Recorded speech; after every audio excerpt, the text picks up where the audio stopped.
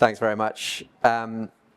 It's me, but I'm joined by two people I've worked very closely with. First is Eureka from MSF, who's here, and the other is Severin, who will be on the screen, particularly in this section that he's presenting. Severin has been responding to has been mapping damage in Mayotte, which is overseas French territory. Eureka has been mapping or coordinating the mapping of damage in several different countries to support Médecins Sans Frontières MSF's activities. My name is Sam Colchester. I work for Humanitarian OpenStreetMap Team, or HOT, and I've been supporting some of my colleagues in their attempts to map damage across several countries, including Nigeria, Myanmar, and right now in Jamaica in response to Hurricane Melissa. What we hope to do with the session is give you in the first half, hopefully just within 15 minutes, an idea of our approach to mapping damage. Our approach is new-ish, and so we want to give you an idea of how it works. We are not consistent in our approach. Our approach differs slightly depending on what the imagery is like and what the data needs are like. Okay, but we're going to go in order so that you're going to hear from me first, describing, well, actually just giving you a demo of mapping damage in response to Hurricane Melissa. And then I'm going to hand over to Severin, who's going to give you an idea of the ongoing damage mapping that he's doing and coordinating in Mayotte. And then finally, I'm going to hand over to Eureka, who's going to give us an idea of the damage mapping that she's been coordinating for MSF. So because I'm giving you a demo, I'm going to sit down behind the screen and hopefully within the next couple minutes give you an idea of how to do some fairly straightforward damage mapping in Jamaica. Okay.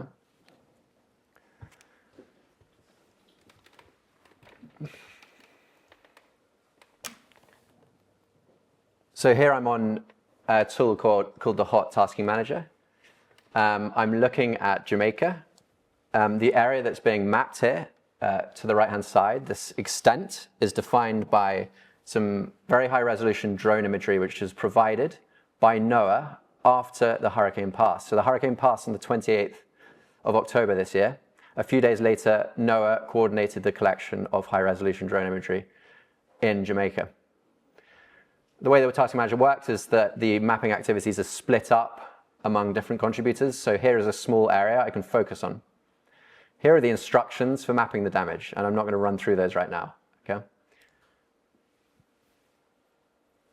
Now, when I select to map a task, what I see is some NOAA drone imagery. Okay, it's very high resolution. I think it's like 3 to 5 centimeters.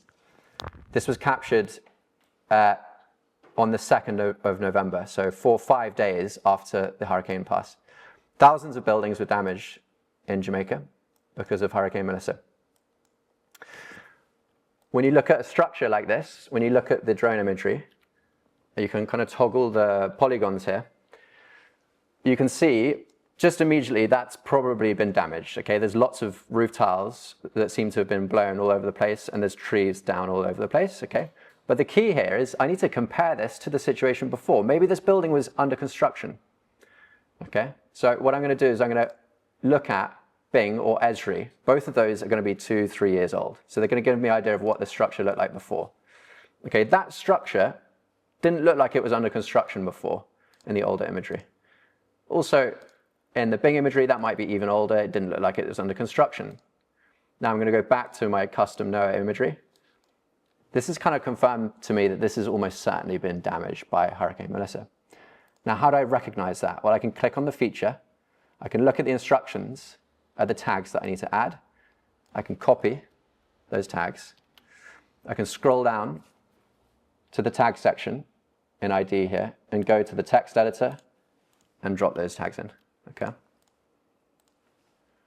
So what those tags are, just very quickly to run through them. First, we have a recognition of damage with the name of the event, Hurricane Melissa. Damage, yes. Then we have the assessment date. That's the date the imagery was captured, the date that the NOAA imagery was captured. And then finally, we have a source. So where did this where's this imagery from? Nowhere. Okay. I would then be saving and finishing that. Okay.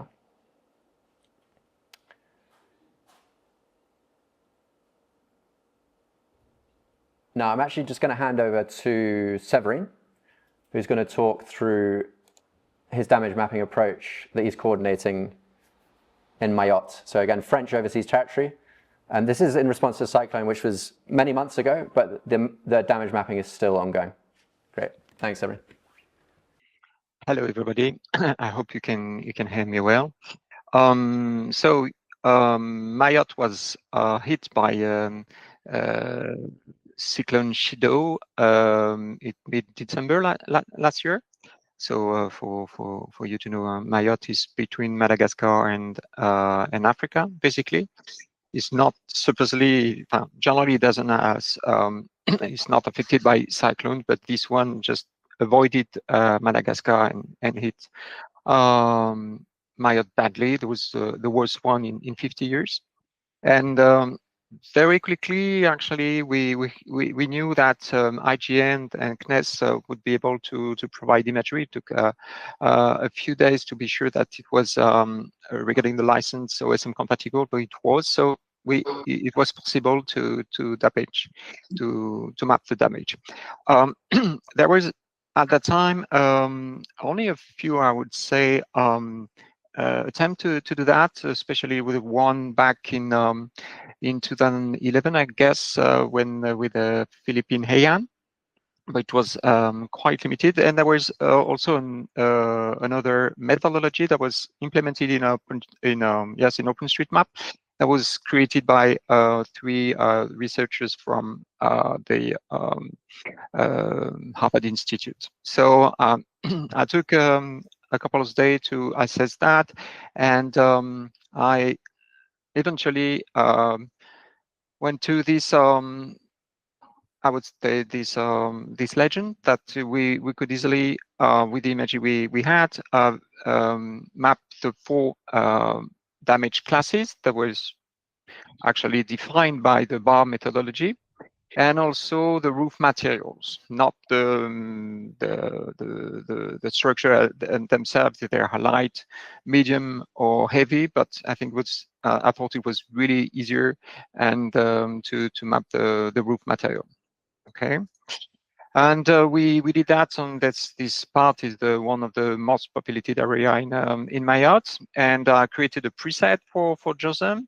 I created some tasks in Tasking Manager, and I also created videos and text to support this methodology. So there was I would say kind of a pilot phase. There was 2 versions of the presets, and here you can see how it is on this GIF running.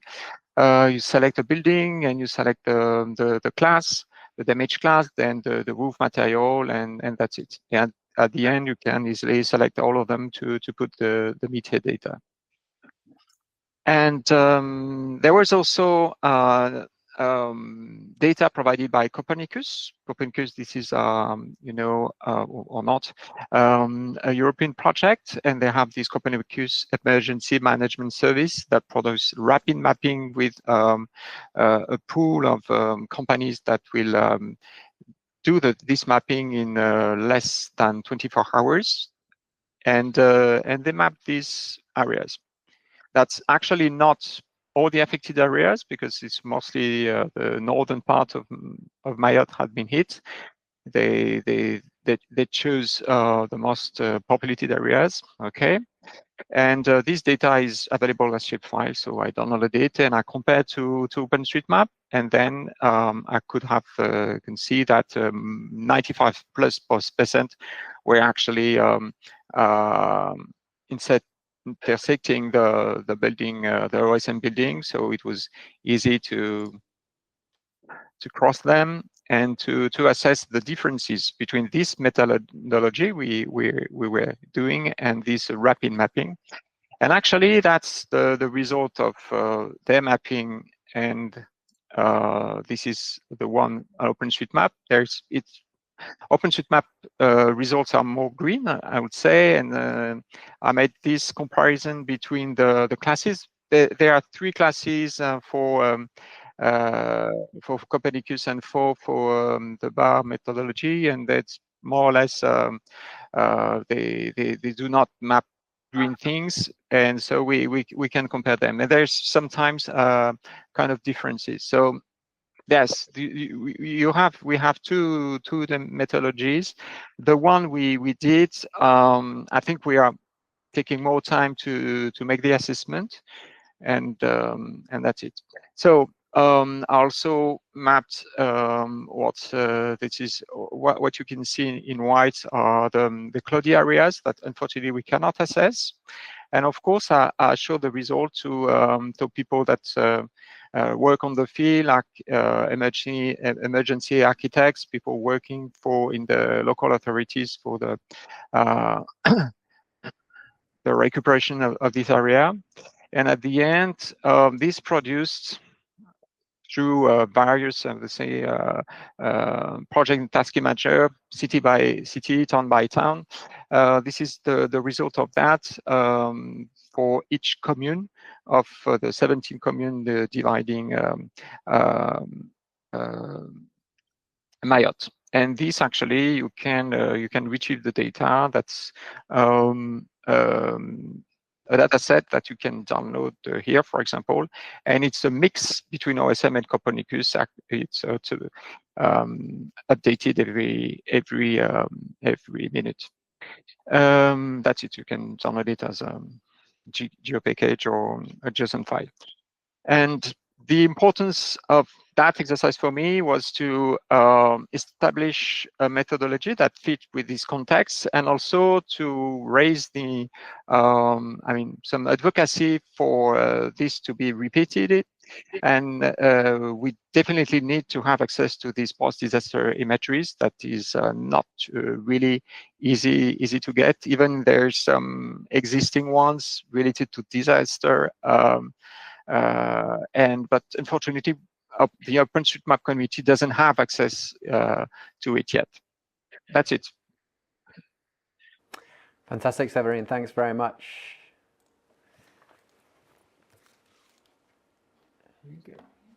Yeah, stand close to this mic.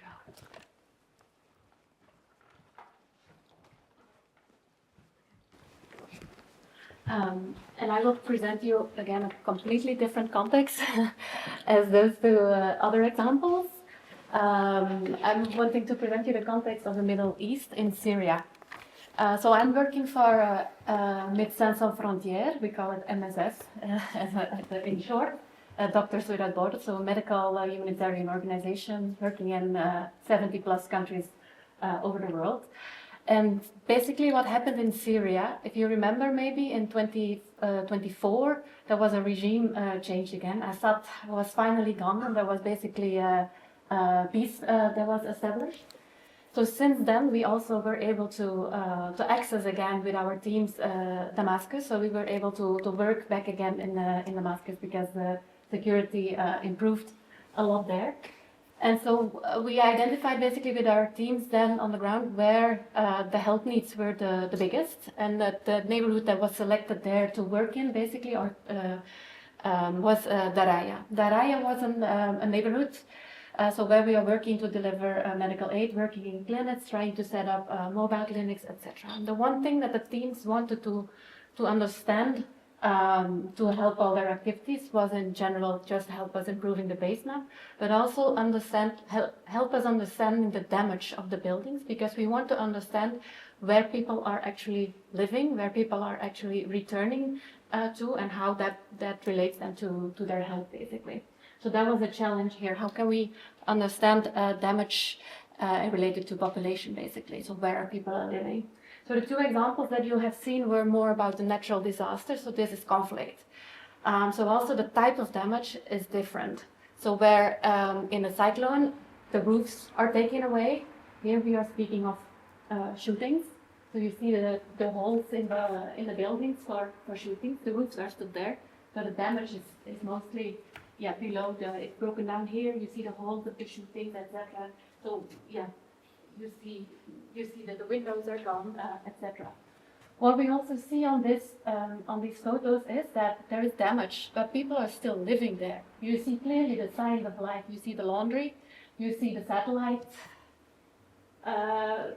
panels. You see also water tanks, and these are still quite some good examples of good buildings. But also in these types of buildings that are mostly really destroyed, you see the water tank on the roof. You see some laundry still there. So people are living as well in these type of buildings. Roofs are disappeared here as well. You see as well buildings completely in rubble. So these photos, we were one of our team members in there, Yolanda, who actually some of you might know as well because she used to come to some conferences as well. So she was basically taking geolocated photos, trying to map as much herself on the ground as well, because from satellite imagery this was hard to do. So we have had plenty of discussions. What we noticed as well was that there were already some damage mapping done on OpenStreetMap. When I started looking at those areas in Syria, there were already local mappers who had contributed data to the map, which is amazing. But it was in no way consistent, so it was in no way really useful. We were not able to really understand what it was. So these were the tags that they were on before. So I just took all the building data from a specific neighborhood.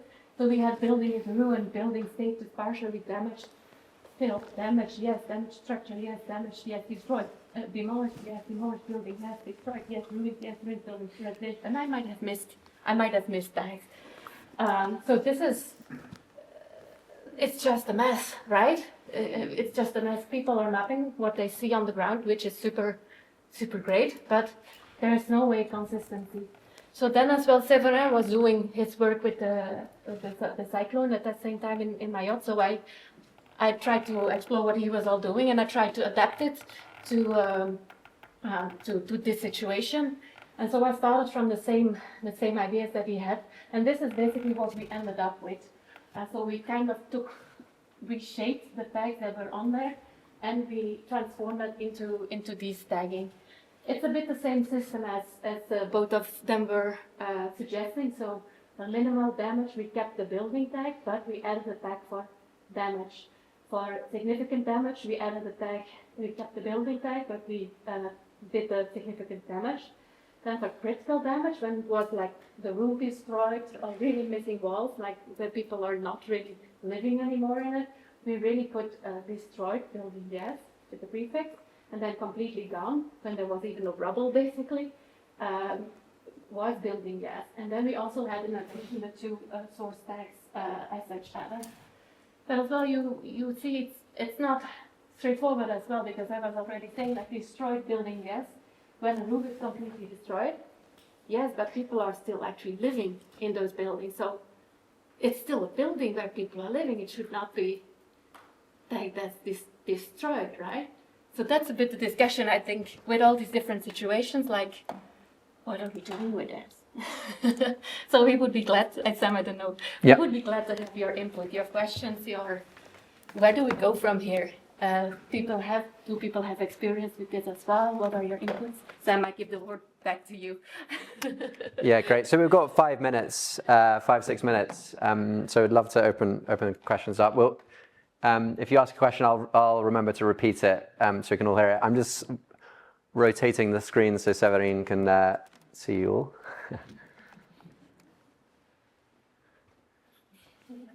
Okay, go ahead. Yeah. So I'm glad you brought up a post-conflict setting. There is a subset of open source information and geospatial imagery used for documenting violations and conducting hostilities. Are you aware of similar projects in that vein under those circumstances? Because it appears that MSF is doing this in-house, but using OSM data. Just curious about that aspect. Can you repeat the question first? Oh. Repeat the question. Okay, can you repeat the question? As best you can, just summarize. So there are other sources, others working on damage assessments. Are you aware of this? Is the question, right? Yeah, with those aims of violations and war crimes and things like that. Yeah, with human rights angles. So yes, we are aware of initiatives around that. There's quite a lot of research initiatives around that. We are following this, but please do share if you know more, because we want to use and know everything what is existing. UN organizations are also often doing assessments. Often that's also automatically extracted, and as such, we did in the Syria example also a trial with the automatic extraction. But again, there, a lot of damage is horizontal and not vertical, so satellite imagery is not necessarily that useful. But yeah, please, happy to learn more on it. No, I don't know enough about it. I mean, I work for the Red Cross in protection, and I was actually in Syria, so I saw the damage at street level. And there's a lot of open source information out there, and it's just interesting to see the work being redone again. For example, taking photographs at street level, but no, but yeah, curious to learn more, basically. There is no consistent approach, I think, in the whole community as such. Yeah. At the back there, yeah. I have a question about why you map the building. It might be obvious, but I mean, one thing is when you map it for a disaster, for an organization who wants to bring help. But on a long term, when you have such a good building that you have just redefined, that building is either comes totally destroyed because they don't want to rebuild it, is rebuilt, then what happens to them? How is it is there any like what is quite long term? What happens to those tags after The question is, what happens to the tags once they're added? Because things change. So I think Severin might be able to add to this, but he was showing that he's in touch with architects in Mayotte, and they made it clear that this damage doesn't go away. There are cracks in buildings, and they expect cracks to be in buildings for decades. So it's often appropriate that there are damage tags for a long time, but having the incident named and having the date listed helps you decide on whether or not you're removing that tag later on. But this is still early days for damage mapping on OpenStreetMap, so we don't necessarily have a systematic approach already laid out for the follow-up, the next step with damage mapping. But yeah, it would be appropriate to update damage tags. But that might then be reliant on new imagery being released. And imagery is released post high-profile disasters. These imagery sources aren't going to release imagery 4 years down the line because things have changed on the ground necessarily. They may release imagery just because they're updating their global mosaic every now and then, but we're at their whim effectively, and that may happen 5-10 years down the line. Yeah, over in the middle. A bit of detail, but on the Syrian example, I've noticed that there was not only destroyed building, but unfinished building. And how you can assess such difference, because when it comes to rebuild, that may be different if you have a completely damaged building from an unfinished building. Are you able to make the distinction in the tagging?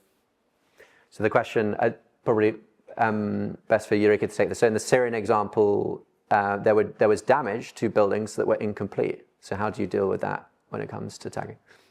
And it can even be that the building is damaged and being built at the same time, right? Because it's rebuilt. So I guess this is a question that we are trying to look for answers for today. Like, if you have ideas, come and help us figuring this out. We're trying to figure that out. Yeah. And we compare with the imagery. We have generally 1 or 2 older imagery coming from Bing and S3, for example. They're not always the same, and you can figure out if the building was under construction. And maybe when you have the post-disaster imagery, you can see there's a new level under construction as well. So, for example, if there's no roof, because it was under construction previously, before the disaster. We currently on map data, there's no roof, but there's such level of damage, for example. Probably time for one more question. You've been very patient over there, thanks. Thanks very much. It's really about your own contribution too. I wondered if you could just elaborate a little bit on the role of NOAA in coordinating drone imagery.